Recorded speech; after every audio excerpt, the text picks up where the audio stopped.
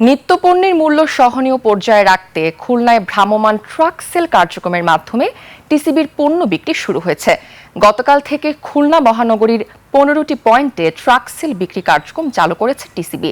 চিনি 1 কেজি, মসুর ডাল 2 কেজি ও 2 কেজি তেল সহ মোট 480 টাকার প্যাকেজের মাধ্যমে এইসব টিসিবির পণ্য বিক্রি করা হচ্ছে। খুলনায় টিসিবির পণ্য বিক্রি করছে 15টি ডিলার। কর্মকর্তারা জানান, পর্যায়ক্রমে অন্য ডিলাররা তাদের নির্ধারিত পয়েন্টে পণ্য বিক্রি করবেন। টিসিবির আরো খবর জানাতে আমাদের সাথে সরাসরি যুক্ত হচ্ছেন খুলনা প্রতিনিধি আশরাফুল ইসলাম নূর। নূর, খুলনায় টিসিবির কার্যক্রম কেমন দেখছেন, আমাদের বিস্তারিত জানান।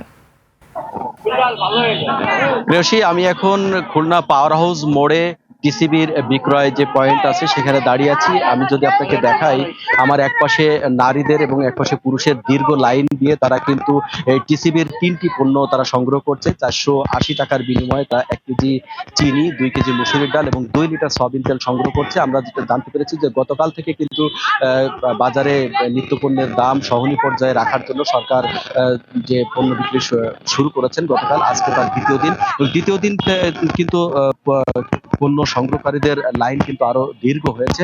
টিসিবির এই জানতে পেরেছি যে খুলনা মহানগরীর 31টি ওয়ার্ডে পর্যায়ক্রমে সব ওয়ার্ডে দেওয়া হবে, কিন্তু প্রতিদিন 15টি ট্রাক সেলের মাধ্যমে 15টি ওয়ার্ডে 15টি এলাকায় এই পয়েন্টে টিসিবির পণ্য বিক্রি করছেন। প্রতিদিন কিন্তু এক একটি পয়েন্ট থেকে মাত্র 400 জন সেবাগ্রাহিতা 400 জন সেবা গ্রহণ করবে এবং 400 জনের ভিতরেই সীমাবদ্ধ রাখতে হবে। সে কারণেই কিন্তু প্রতিদিন গতকালও কিন্তু অনেক ভোক্তা তারা শেষে দীর্ঘক্ষণ লাইনে দাঁড়িয়েও কিন্তু সর্বশেষ পর্যায়ে টিসিবির পণ্য সংগ্রহ করতে পারেনি। এই জন্য প্রান্তিক জনগোষ্ঠীর দাবি যে এই পরিমাণ যাতে আরো বাড়ানো যায়, সে বাড়ালেই হয়তো এই সেবা আরো প্রান্তিক জনগোষ্ঠীর মাঝে দেওয়া সম্ভব হবে।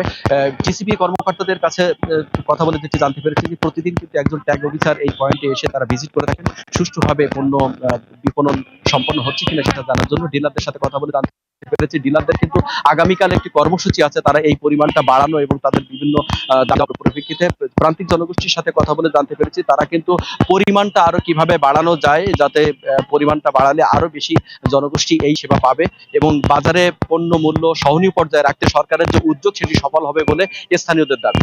কৃষি, এই ছিল খুলনার পাওয়ার হাউস মোড় থেকে সর্বশেষ পরিস্থিতি। নূর, আপনাকে ধন্যবাদ।